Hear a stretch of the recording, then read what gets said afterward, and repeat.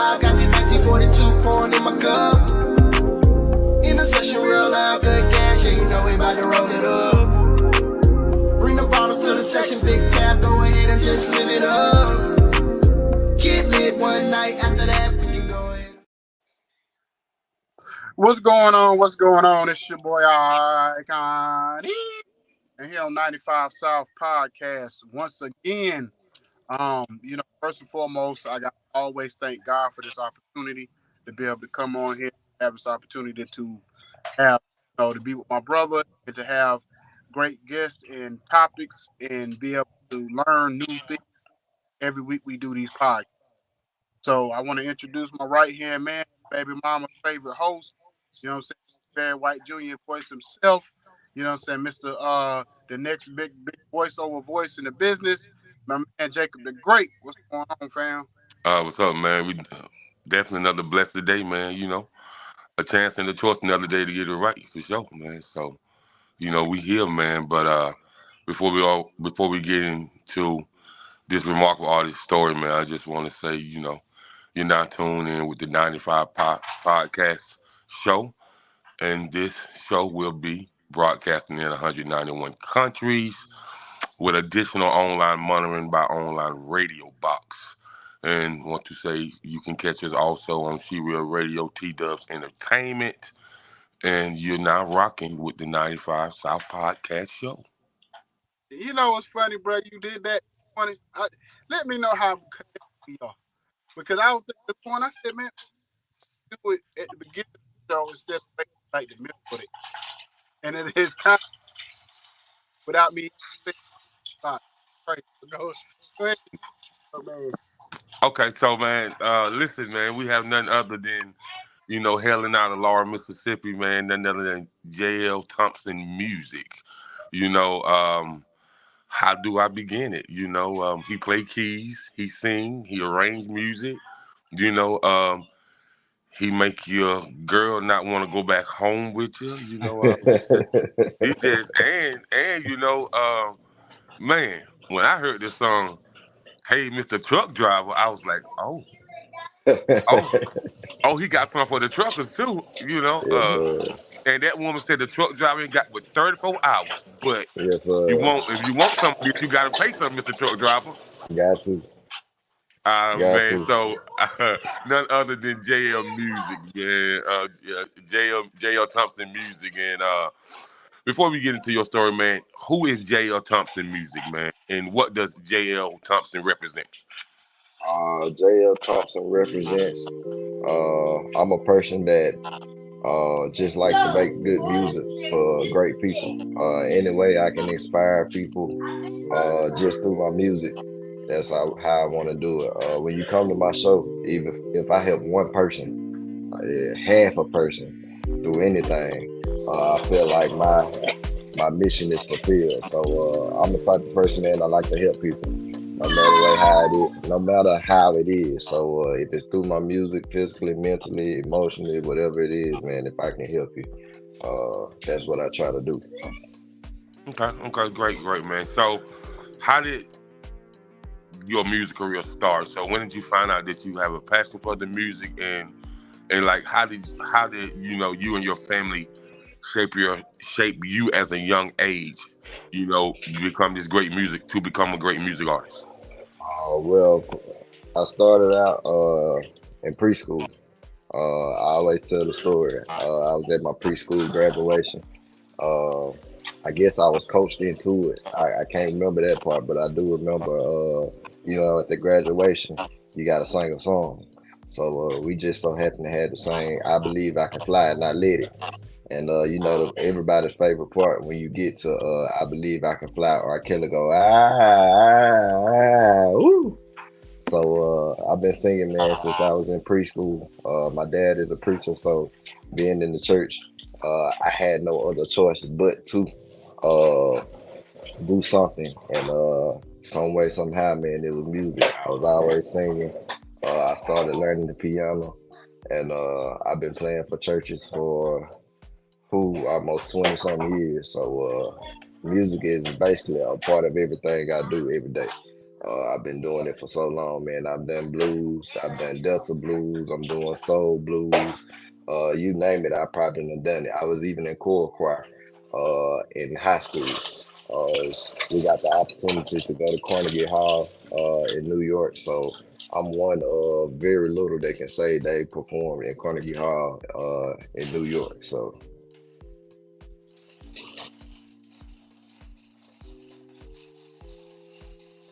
Okay, so I don't know what's that situation.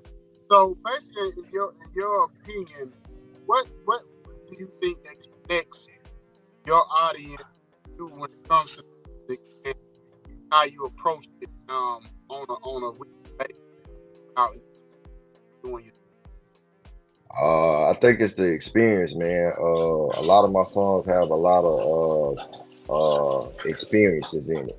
One thing I always say with my music, if you can't feel it, what's the point of you doing it? So I'm always telling a story somewhere or giving some type of moral in my music. So a lot of people can relate, and I want to be relatable.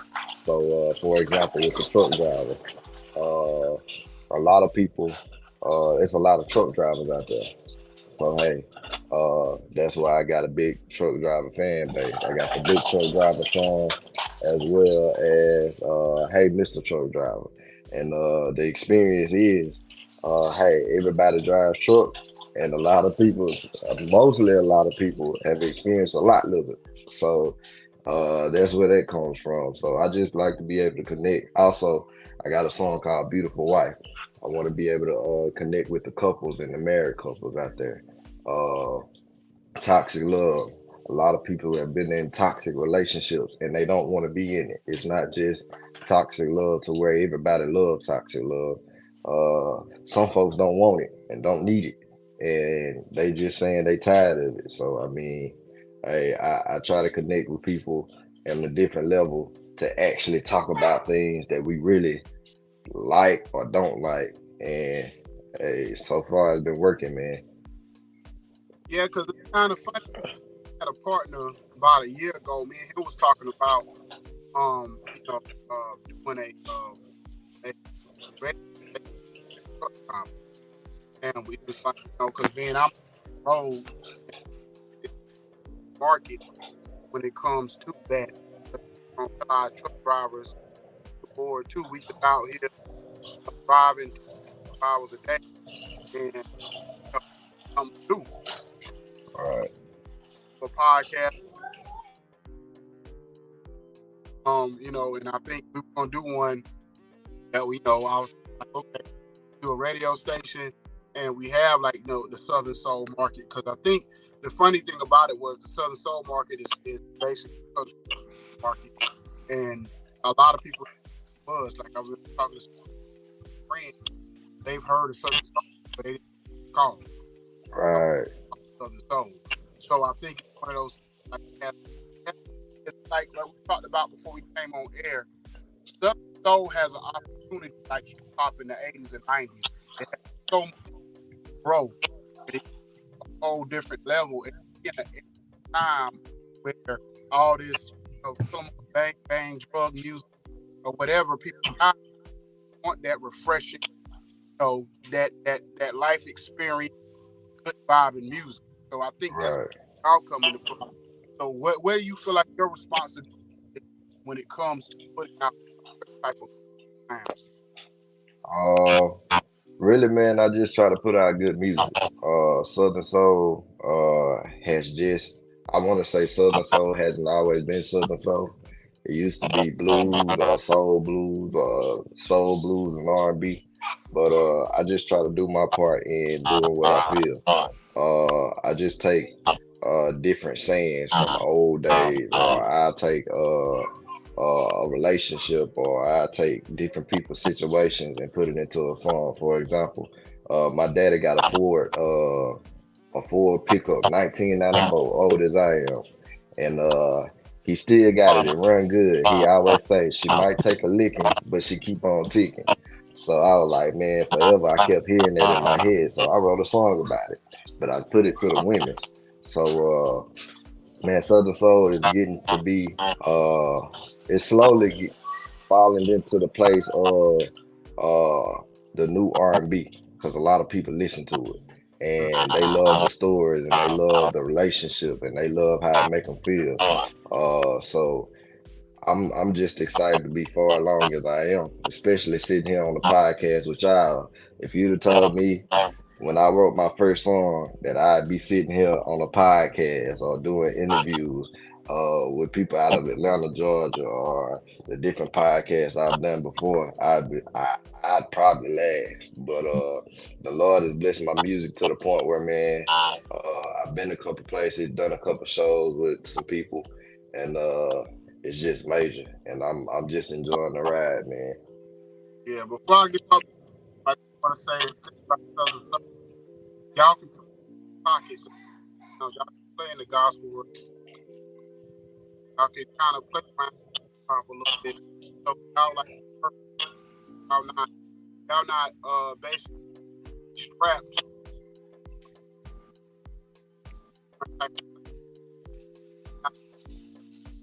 Can't hear you. Yeah, he breaking up bad, man. Yeah. Oh, my bad. Can you hear me better? Yeah, I hear you better now. Okay, I was saying that basically in the Southern Soul market, y'all can play around sounds. Y'all can be in the hip hop world, y'all can be in the gospel, y'all can be in the blues, whatever y'all want. Y'all not pigeonholed to one type of sound and music or whatever, and people still enjoy it the same way. So I say that about that. But back to you, Jacob. Well, with me being from the woods of South Carolina, the sticks. Oh, I done been through there a couple weeks ago too. Yes, you know, and man, like when I just heard Southern Soul, I say it's just a different name, man. Yeah, that's you know when you grow up listening to Bobby Womack and Tyrone Davis and Roy C and Al and Otis and Sam and you know Jerry Butler and you know all the greats, Millie Jackson, Betty Wright, and I was like, you know, the young people just gave it a new name. But what I can say about the new age Southern Soul, back in those days, they just wouldn't let anybody in, you know, because I have heard some Southern Soul tracks.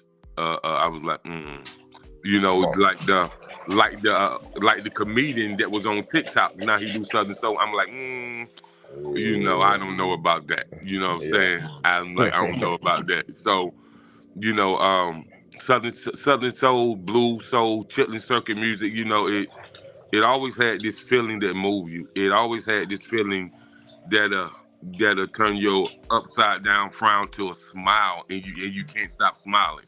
Yeah.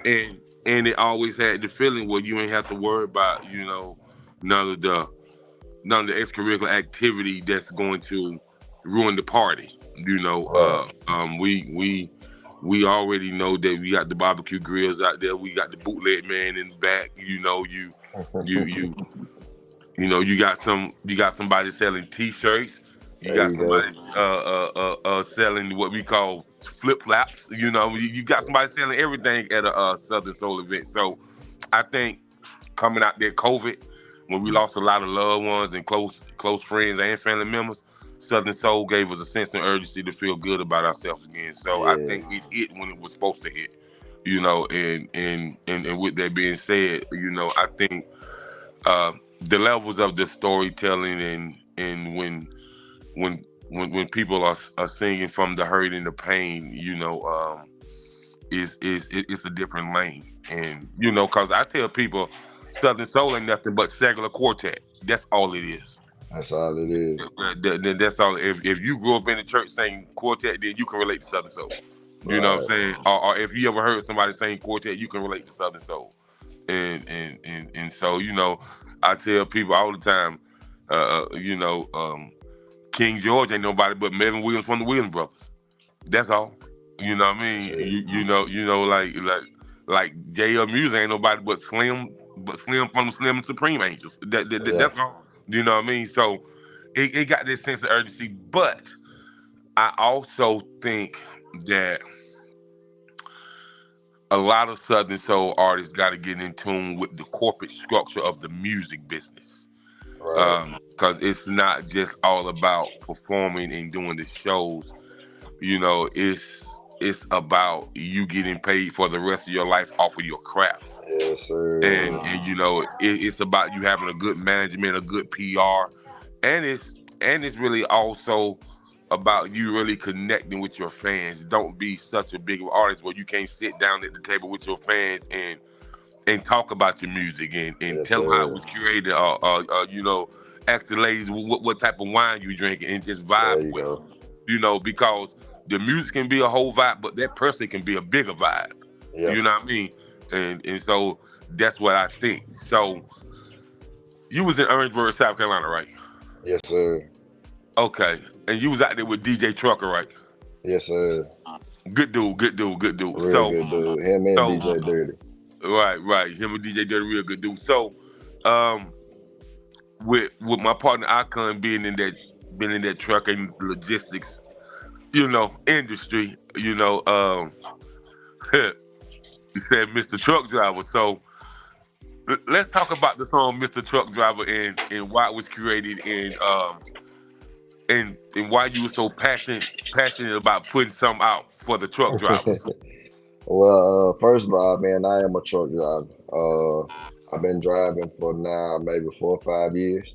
Hmm. Uh, and what happened, man? I wrote my first song, Big Truck Driver, and what happened was during COVID. Truck drivers were still on the road. Everybody was getting recognition and everybody was getting this and that and the other, but nobody was really saying anything about the truck driver. Now, there are some truck driver songs out there that say, but it never said actually truck driver. So I wanted to give truck drivers a motivation or something to ride to, that say, hey, basically giving accolades of being a truck driver, like the lingo of truck driving within the course. So I wrote the song, man. I did it out of the norm. I usually go in and produce or whatever, my own stuff, but I was able to get a track and go in and customize the way I wanted to do it. Uh, but it just worked out the way it did, man. I didn't imagine people would grasp or catch on to it the way it did. So it went from there, and I was like, well, let's go tell another story. Let's go tell a story about a lot lizard. It came to my head because I asked my homeboys, a lot of my homeboys drive trucks. I was like, have y'all ever been with a lot lizard? Tell me some of the stories or whatever. And they really couldn't tell me. So I took my own imagination and I went there. Now, I haven't been with a lot lizard, but I put myself in the place of a person that possibly had been a lot lizard. So what I thought about was being on one of them old country highways where it ain't nothing but one truck stop there and you ain't got no other choice but to stop. What would you possibly see? And I just thought about, man, it was probably just this one lot lizard working that little spot, but it's a whole lot of trucks out there. And I just told the story from there, man. And Yeah. So hey, you know how it is on the weekend, man. You got that 34-hour reset, and you probably can't get home, or if you ain't got a significant other at home, man. Hey, we out on some good living.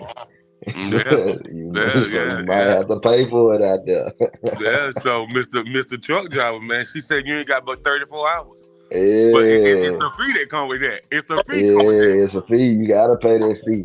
Hey, And shout out to Key Graves who did the vocals for me on that, man. I told her when I went in, I said, look, man, have y'all heard that song by Mary J. Blige? It say, what would you do if your son was at home crying all alone on the bedroom floor because he hungry? Right, right. So I told her, put your mind in the mindset of Mary J. Blige when she sung that song. Now you this lot lizard, and you need to persuade this man to open his door and let you do what you do, because you know a lot of them don't open their doors for him. But you gotta persuade this man to open the door, and that's what she did, man. She delivered for me. Okay. hey, Jacob. Yeah. I would go say before we move on, we got fans all over the world. For people that don't know what a lot lizard is, a lot is basically a lady of the night. You know, Yeah, yeah, you just gotta use your imagination when I say lady of the night for people that don't know what a lot. yeah. And I did it the way I did. I did that the way I did it because I didn't want to say lot lizard. So I put it the way I did to where if you're a truck driver, you know exactly what I'm talking about.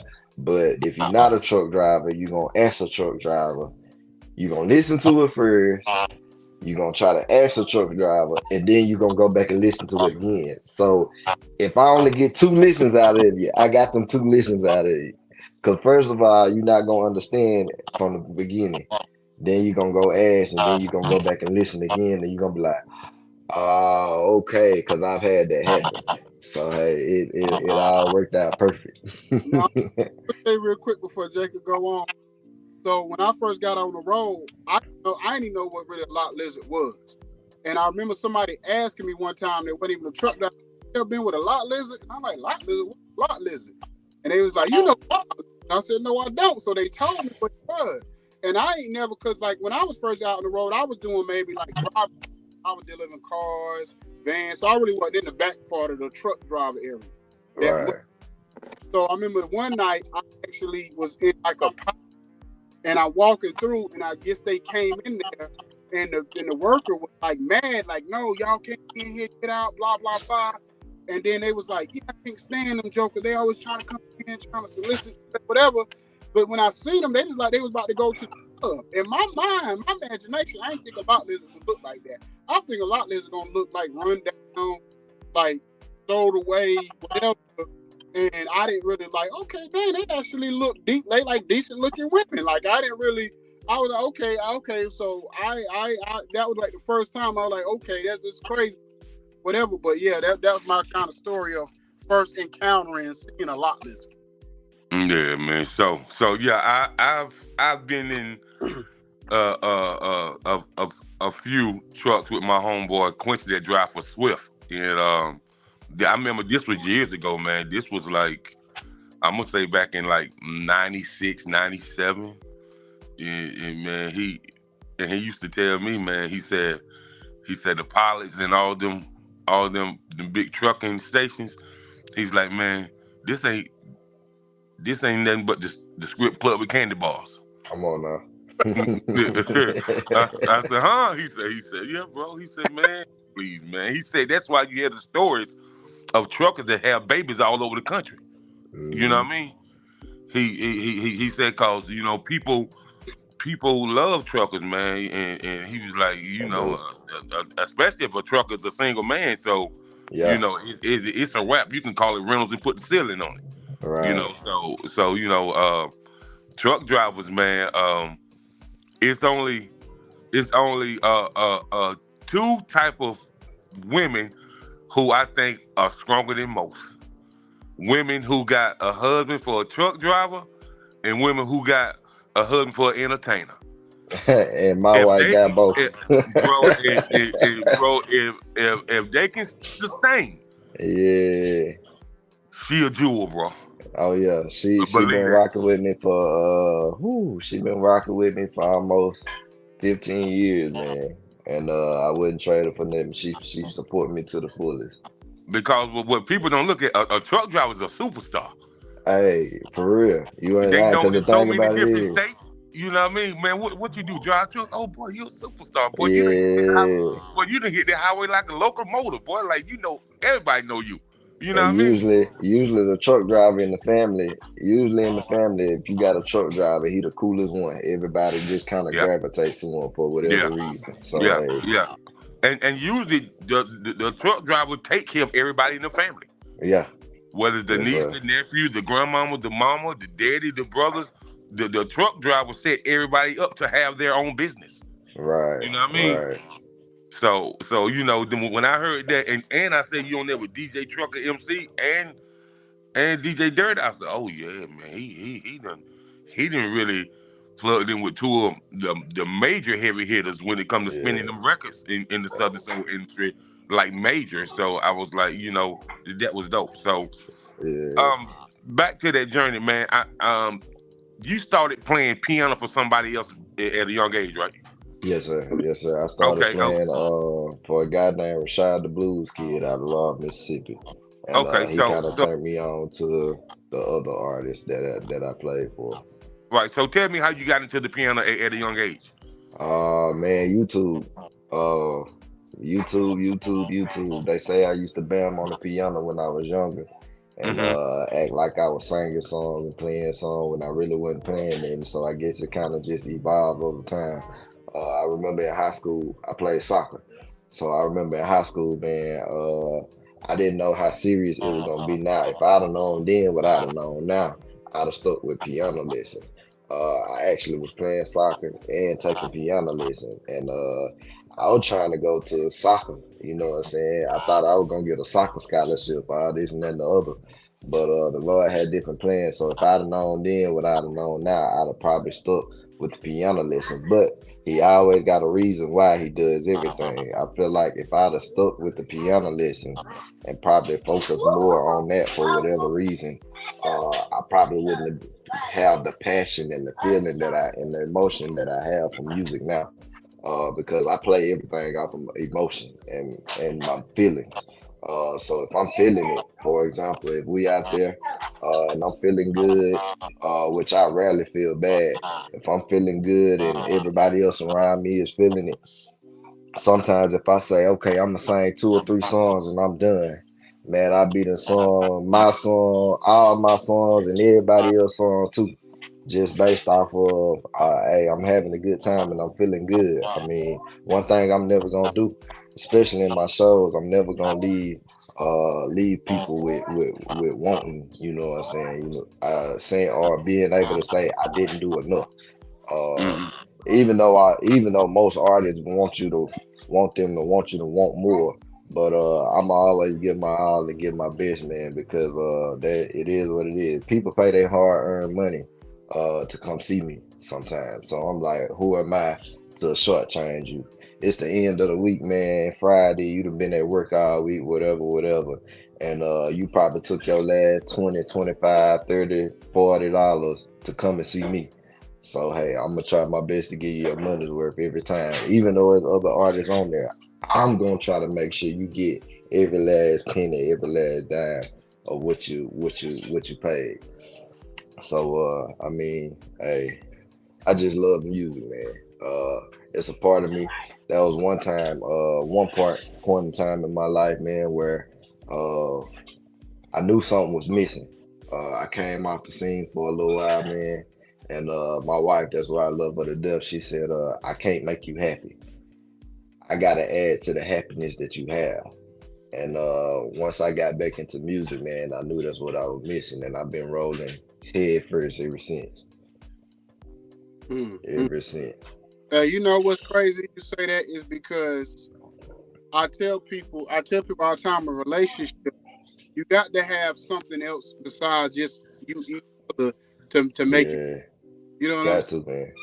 If you just base it on a person and their happiness, then you're gonna always have that void in life.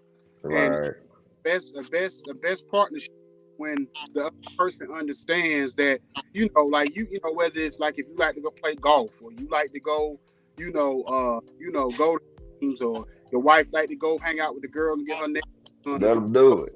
you got to have something else besides other, that you know what I'm saying, that you have time for yourself. Yes, sir. Good that, okay, he has to have his music besides just the trucking. He has to have something else going on for him to be full like me. So Right. It's got to be a balance, man. A lot of people don't understand, especially when you get married. And I'm glad I'm able to speak on this from experience. Just because you get married, yes, you do become one, but you still have your own individual likes. You have your own individual whatever. So like, of course, y'all do come together and do stuff. Y'all gotta have each other, but at the end of the day, you still got the individuals that you like. Like I like music. My wife likes to work out. She ain't gotta be stuck under me all day, every day. She don't want to be stuck under me all day, every day. She says she see me all day, every day. So she's open to, hey, when I want to go, hey, I'll let you go. Cause hey, we got that trust and we got that bond. A lot of people get what you call it, insecure. mhm. But that's basically off of what's happened in the past or the experiences y'all had. But we got to where over the years we get better and better every year. So when I go out to a show, Cause I think I done burnt her out on music over the years. She used to roll with me. I used to hit 3 churches in a Sunday, and she went with me to every one of them when we first started dating. So she got to the point where, yeah, you go ahead, cause it ain't no telling what time I be home. Boy, She don't ask. She don't ask what time I'm coming home or none of that. She just say, "Be safe." ooh-wee. She'll check on me or she'll FaceTime me. You okay? You good? She even when I do videos or I post something, she's coming or tuning in. So like she's very supportive of my music and I always have been. So like when I go to do shows, she be like, be careful. Just call me when you can and make sure you come on back home, but bring a chick with you. Well, Jr. Well, I can comment on this, man. With me here growing up in the church and singing at quartet with my dad, man, and when you talking about going, like, people don't really understand, man. When your parents got you out there singing, and people already know that you're a singer or you a piano player, or you any type of musician, man. They expecting that, and so hitting 3 churches in one Sunday, Lord have mercy, boy, you be tired like you done work construction. For Come real, on now. for Come real, on. bro. And then then your parents are spraying on you at the last minute. By the way, we got to go to 2 more churches. Well, why Right. you ain't say this last night? I ain't gotta say it. I'm the parent. We going. Here we going. We going. That's And the all. crazy thing is, man, my parents really didn't do that. Mm-hmm. Mine didn't do quartet. I didn't learn about quartet. I was hearing it, but I didn't know the term quartet, and that's what it was. For example, I've been listening to Lee Williams and all them forever. I thought it was just gospel music. But Mm-hmm. here, maybe in the last 5, 6 years, once I started playing for this church that was heavy into quartet, I figured out, oh, okay, they a quartet group. I had never been to a quartet singer or anything like that, man. So once I figured it out, I was like, oh, okay. But me, as a piano player, man, I just like to play so much. In the church that was having something and they called me to come, I was going trying to help them out. Like, hey, it was what it was. My cousin used to make fun of me, man. I didn't have a case for my keyboard, and my keyboard was a Yamaha with the 2 speakers on the top. Oh And my. I was walking around with the keyboard in my hand and the amp in the other. Oh Hey, wow. and I was moving. But hey, I enjoyed it because one thing, it made me better. Any opportunity that I got to play, it was always making me better, always giving me an ear for it, always doing this, always doing that. Plus, I also directed the choirs as well that I played for. Hold up, So man. anybody that, Hold up, brother. Hold up. So you was a piano player. Then you was the one who prepped them on what songs to pick for the choir anniversary, oh yeah, and you directed them. This is this is this is first soprano, second soprano. This is first alto, second alto. yes sir, This is your third tenor. Your this is your third tenor, your first yes bass. sir, And so, with you understanding that and having that type of ear, cause a lot of people that I hear sing, they couldn't tell you what octave they sang it in. hey. What if the run they doing is the C note, D note, or B note, Yes like they sir, just know they can sing. So they're not what we call technical singers. They just right, know they right. got a God gift talent. So when you turn somebody in from just a great singer to a technical singer, what's the conversations like after that person understands that they're a technical singer now? Uh, Really, man, just by me being in it for so long, when you say the terms, uh, it would be hard for me to explain it in musical terms to them. You know what I'm Uh, saying? But for example, like I said, man, I was in choir. I went to Carnegie Hall, in New York, and sung in front of the people in there. So like a lot of people can't say they've done that. So I was in choir to where I learned first soprano, second soprano, first tenor, second tenor, bass, baritone. I was actually a baritone and bass. So sitting in there in practices, hearing all the different sounds and all the different notes that clash together to make different tones and give you different feelings. You gotta think about it. I grew up in the CME church, so Me too. Me we was too. born on hymns. Yeah, me So too. like you know how it is with them hymns, man. You Yeah. gotta sing them hymns correctly. I had one specific preacher that had me in a choir rehearsal for about 2-3 hours, hitting hymns, learning hymns, and I memorized them. So like also in the CME church, man, it's not much like the Baptist church as far as the band structure. Usually you lucky to have a piano player, and you real lucky if you got a drummer. And usually the drummer came out the church. It's somebody, it's the usher, or it's the choir director, or it's somebody little boy. The church had the drums and didn't nobody want to play them, so he came through to play them. So uh, I had to turn into the choir director, the piano player, and lead song, and give parts, and find songs, because if you wanted the choir to be what it was, that's what you had to do. And it's just like you just had to willingly step up into that role. So actually going in, because the average church doesn't have the musical intellect of actually singing. If you Right. go to some Right. churches, man, they just go up there and they sing the song and they not in parts. They just Right. sing the Right. song. Right. So Or going in and breaking it down, soprano, alto, tenor, and just keeping it that simple, it brings excitement to them because they ain't never sung in that type of structure like that. And hearing the different tones clash together like that, it just makes them more excited. Matter of fact, I'm with a church currently, and I'm going in and I'm breaking down and training them on soprano, alto. A lot of people don't know what voice tone they sing. mm-mm. They say, "Oh, I'm a soprano. Oh, I'm an alto." Nah, baby, you a alto in the soprano section, and you a soprano in the alto section. And what folks don't realize is some women out here that sing tenor. Ain't nothing wrong with that. I'm sorry, Like baby, your Jesse voice. Reed. Yeah, Like Jesse yeah, Reed. Yeah. she can hit all of them. So Mm-hmm. I'm sorry, baby. It just so happened that your voice is a little bit deeper and it sounds clearer and stronger in that tone, rather than you squeezing on your vocal cords and messing them up. I'd rather you be where you're comfortable and can sing quality, rather than trying to sing where you want to sing. Right. Just like I tell people, you could never compare Kiki Wyatt to Jennifer Hudson. Can't. That's two different times. Kiki is first soprano all day. Right. Jennifer like third soprano and second alto. She ain't even first alto. There You you know what I go. mean?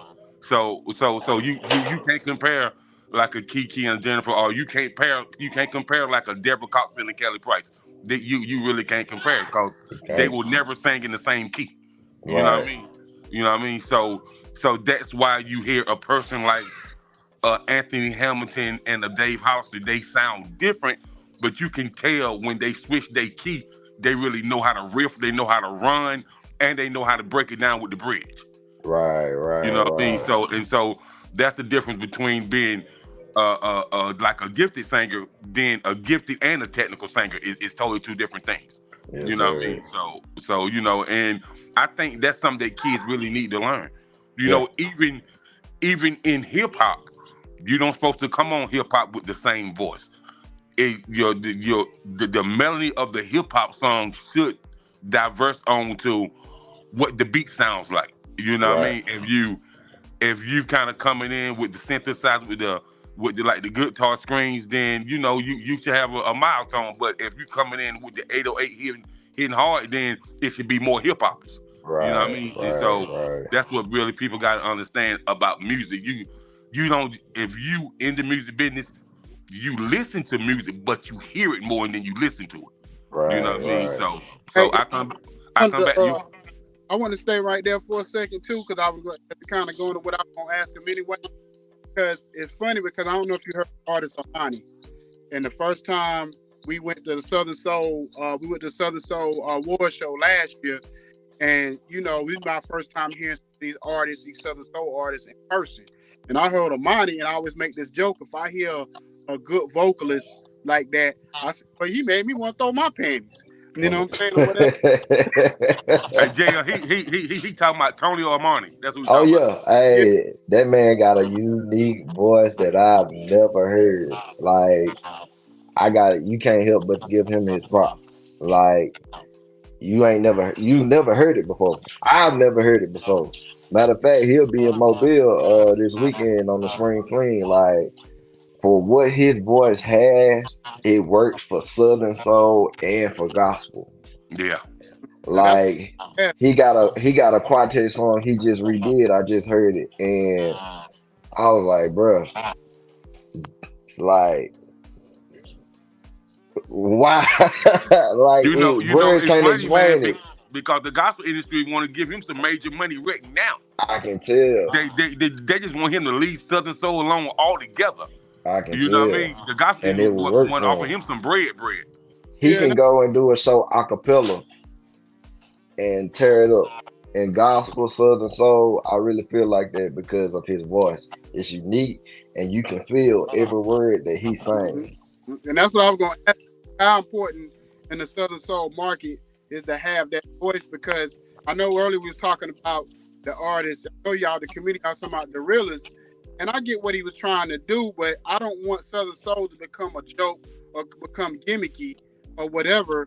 And that's kind of what I kind of feel what he was doing, because I feel like the one thing that separates Southern Soul from a lot of other music is y'all voices. Y'all have a Right. unique voice and a unique sound, especially the ones that's actually making moves and doing big things. Y'all have a certain sound in y'all voice that makes y'all different. So how important do you think that is to developing not just your craft, but actually the growth of Southern Soul? It's always good to find your own sound, man. Like for example, with Uncle Daddy, I actually took a liking to his. Reason being is because I read something that he said in his post. He was like, "I'm not necessarily a Southern Soul singer. I'm a Southern Soul rapper. He just has a tone with his. For example, if you listen to the rappers now, back in the day, it was just like me and you talking. But now they actually have a little tone in what they do. Let's take, for example, Kevin Gates. Uh, whether you know it or not, Boosie got a little tone in his voice when he's rapping. So, Mm. like, what's happened is everybody is taking different styles of music, putting it in their own style and creating what they got. For example, when I go into the studio, man, I'm a breakdown. I start with a bass line, or I start depending on what type of song I'm doing. I start with an individual instrument. Let's get that instrument going, and we build off of that. Reason being is because I also break down words. Artist, it's the artist. So I'm painting a picture. So when I'm adding all these different tones and adding all these different instruments, I'm painting a picture because we still got to add the vocals to go along with it. So most of the time, I already got the vocals in my head, and I've already played the music in my head. My wife get mad at me. Used to get mad at me. She don't do it no more. When we go and listen to or watch movies that has singing in it, or she'll be like, "You always do that." Like I listen to every individual. I can pick out every individual instrument from that movie or in that song from the movie. Reason being, because I want to know what they're doing. I'm trying to hear exactly why it's doing that or what made them do that. And usually it's the emotional feeling from whatever the movie is. It's So I try my best to put my own style and who I am into my music. Reason being, it's a lot of songs and a lot of people that I hear that sound the same, and they getting booked. So They it's use the quite it's same funny you say people. that. They use the same people. They use the same words. They use the same everything. They use the same lingo. They use the same. If it's trending, they're gonna use it. And like, I mean, that's all cool. If it worked for you, hey, that's what worked for you. I ain't hating on you. I ain't doing nothing. But me personally, I want to be different and give some people something different because at some point in time, everything gonna switch and people gonna look for something different rather than the same thing. Like right now, the trend is aunties. Everybody got an auntie. Yeah. Auntie this, auntie that, auntie this. The next trend gonna be cousin. Oh, you got that cousin over there, or that uncle, or something Hmm. like that. So I'm just trying to stay consistent because after a while, people gonna want to hear something different, man. And who was to say my style might be the next different that they want to hear? And what's so funny about what you said, man, is when you said you listen to every instrument on the song. So here's the thing: it was already a proven blueprint. If people know anything about Berry Gordy or any of his Mm-hmm. groups that he produced or he had on Motown, you can hear every instrument on there. Every instrument. I was just listening to a Papa was a Rolling Stone, and man, you can hear the snares on the drums, you can hear the piano, you can hear the horns, and you Yes, definitely hear sir. that bass. You definitely Yes, hear that bass, sir. man. Strong. Yeah, man. So now I just realize like people really need to get back to the instrumentation that really brings a person vocals out in their songs out. Yeah. You know what I mean? Yeah. Because I mean, truthfully, to really bring a song out for a singer or for a rapper, you don't need but a three-piece band. You That's need it. that guitar player, that piano player, and that drummer. That's all you need is a three-piece set. Yes, And sir. you know, if you got a three-piece set, you ain't got, you can sing your songs, but you gotta mix that cover songs with them to give people a full show. And Right. it's like the best person I ever seen, man, is mixed that Betty writing that million representing with her show is Southern Soul artist West Love. We talking Yes, about a show. sir. Man, look here, bro. Oh, I done Look here, seen her. bro. Man, Matter of man, fact, I'm on a show with her in June, man. I we done talking seen her. about 5,000 people saying word for word everything she say. Yes, sir. I'm gonna tell you what I like about West Love. I'm big on live band stuff. Mm-hmm. So I like track shows, that's cool, but you depending on how you do it, if you got a DJ, it's easy to do it. What I seen West Love do is when she take her DJ with her, it's no different from her live band show because they vibing. The DJ will take that beat, and when she go acapella, he'll come right behind her. Boom, boom, boom, boom, boom, whatever it is. Or he can mix in, like you can tell they work together and put their show on for it, just like CK Soul. Him and his Yeah. DJ is just like that. So that's Right. actually what I'm working on with my track shows, to be able to give a live feel without having a live band, because everybody can't pay for a live band, let's be real. But being able to be accessible and still put on a good quality show in terms of track and band, you'll always be working. Right. Of course, man. But like you said, everybody can't pay for it, man. But to Everybody really can't. lead it to that, even even like I really want to do a show, man, called Southern Soul Unplugged. A Hey, 5 piece set band with not the bigger Southern Soul artists, but not the Tuckers and the Pokey Bears and you know the King Georges, but just to give Southern Soul artists that's up and coming, give them that live plug right. version, and you know have my video guy there, and we chop it up and do a sizzle and a reel and chop it up and shop it, man. You know Yeah. because the thing about music, man, is so many music artists. You know, people don't know. Every Tuesday, man, it's 40,000 songs that's uploaded to Spotify. You know what I Right. mean? And so with that being said, I feel like an indie artist has to be different. You know what I Yes, mean? sir. Where where where the mainstream artists notice them. Who is that? You know Hmm. what I mean? You know what I mean? It's like when I first met Plies, man, he had a street team, 5 dudes, 5 girls, and they was all up and down the coast of Florida. You know, street team promotions with and then 2 weeks later, I seen him on TV with T Pain. Right. So it's like It's about the Jeezy. grind. Jeezy came to South Carolina with that Trapper Die, 50,000 mixtape free. A month later, I see him. I say, ain't that the dude that was just down here? They was like, yeah. I was like, that's he with Boys in the Hood. I seen him with Boys in the Hood for a month.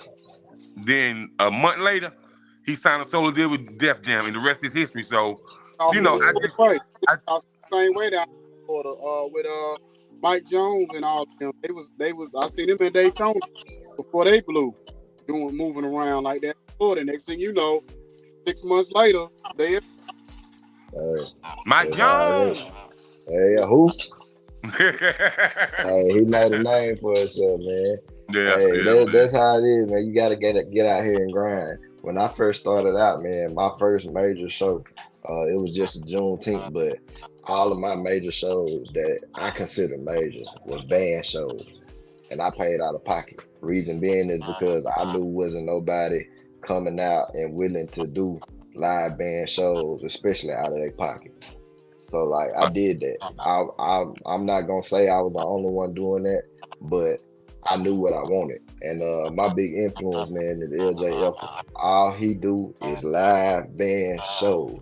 who don't I know who don't care. LJ Echols is, man? Come What? on now. Live Exactly. shows? That ain't That's even a all he question. do. I don't care if it's 5 people, it's 5,000 people. He gonna have a live set with him. He gonna have a live set every time. I don't care if everybody else on the show doing the track. You gotta book LJ for his band or you Yeah, won't get him. yeah. So like that's the point I'm trying to get to, man, because you can give people more of yourself through a live band show. Now I know y'all about when you do a track, most people when they do a track, first of all, they might have their voice in it. I'm totally against that. I mean, if it works for you, cool, that's cool. I'm not a hater or nothing like that, but if it works for you, that's cool. But me personally, I don't do that. And I actually structure my tracks as much as possible to give a live feel so that I don't sing all my songs the same way every time. You're not gonna hear me sing my song exactly like the track every time because I might not be feeling that note that night. And depending on how many shows I done did that weekend, I'm gonna still give it to you, but I'm not gonna give you that note. Plus, I might have a different feel because the crowd is different. So Mhm. I just use my tracks in my background so that I can give you me.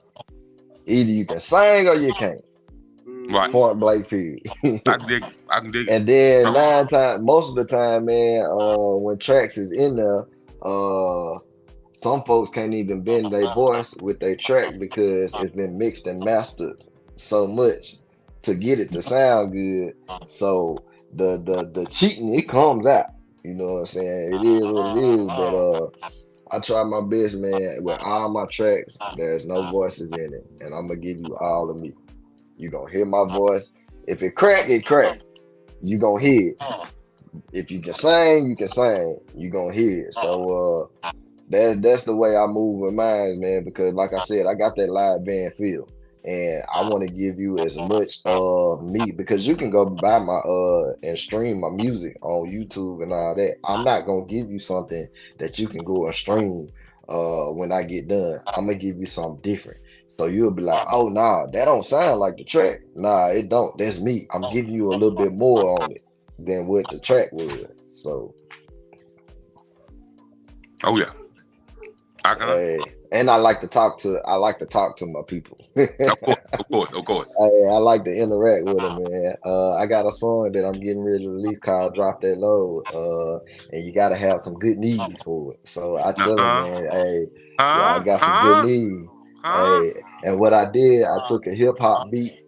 I took a hip hop beat, put a 12-bar blues on top of it, and it has still that bluesy feel. Also, it has a little pop in it, just a little bit. So you So so you a real producer. So see, hold on. No, bro. Listen. People ain't catch what you just said, bro. You took a hip hop beat and and put that 12 blues into it, and then you just slid the pop in there just a little bit. Bro, that's a real yeah, producer, man. because Hey, the riff that the guitar player is playing, man. Have you heard "Moves Like Jagger"? Yeah. It got that little riff. I listen to all kind of music, man. Moves Like Jagger I like that song, man. I love it. To be honest, I go in there when I get done and clean up the house to it because it has that. One thing I don't want to do, man, I don't want to put myself in a box because you never know where you can go. You never know what you can do. So I just make music based upon how I feel. You might see me write a country song, or you might see me write I might just write a song and don't know what it is. Big Truck Driva, when I wrote it, I didn't know it was I tell people, hey, do you like blues? But to be honest, I really don't know what it is. Just being real. Hey man, listen, I I just can so say, happen to be in the Southern Soul market. So I mean, you gotta say I'm a Southern Soul, soul blues, whatever you want to say. well, So I'm I'm gonna say this when you talk about listening to people, man. One of the cats I listen to all the time is John Mayer, man. Like when I can remember when his song Gravity first came out, and you know I was listening to his words, but I was listening to the way he played that guitar more, and like how he made that guitar talk, man. Like that guitar was talking so much, man. Till I feel like it was running circles around my head, man. Come on. Like for real, man. That guitar had like a BB King, a Bo Diddley. It had like a Linkin Park feel, man. It had so many different people that you can hear him playing this one chord on this guitar. It was crazy, man. So I Right. can definitely understand what you're saying by listening to different people that'll give you ideas to bring the greatness out of your sound. Yes, sir. Because what kills me, man, like I love covers. Don't get me wrong, I like covers because I do covers myself. Matter of fact, one of the covers I do is I do like "Stay" by Tyrese, just to give me a R&B feel, just to soak my vocal or get warmed up or real good. I do Jeff Floyd, a little bit of that. But one thing that as far as the soul blues, Johnny Taylor has a repertoire of music. And thing about it is, a lot of people haven't really just went and tapped into all his music. Uh, they just hit the main ones that people like. But the thing about it is, Johnny Taylor had albums to where when you press play, you can listen to the whole thing because I've done it. Johnny Taylor got disco songs. Johnny Taylor got all kind of different type of songs within his albums to the point where yeah, it's on the blues, but he doing disco. He got a song called Disco Lady, and it's a disco feel. So like putting yourself in that box, putting myself in the box, I wouldn't want to do that. Whatever the Lord has for my music, I want my music to be able to go there. Now, of course, yeah, I am in the Southern Soul market and I'm doing Southern Soul. But the people are the ones who choose what you are Yeah. because they listen to your music. So who am I to say, oh, I'm just Southern Soul when folks say, oh nah, that ain't Southern Soul. That's country or that's R&B or that's whatever. Because at the end of the day, the people is the ones that's buying your stuff. So wherever they put you at, you ain't got no other choice to go but to go. Yeah, yeah. Well, brother, I want to appreciate you for coming on today. Before we let you go, first I want to shout out to Yolanda, JJ, Bree, DJ, for all the people on here. Yeah, I can. Yolanda is the one who put the interview together. Yes, And sir. she always send us some phenomenal Southern Soul artists. So definitely shout out to her. Shout out to her. Shout out to her. Definitely wanted to get with her anyway because I want to kind of be a bigger supporter over the Southern Soul market. Whether we got to put our own radio show or something just for Southern Soul artists. So I Yes, definitely want a big component when it comes to that music because I'm a big fan. So before we go, you want to shout out to a few countries: Germany, Dubai, Russia, Canada, Mexico. Just shouting out a few countries that we are part of when it comes to 191 markets.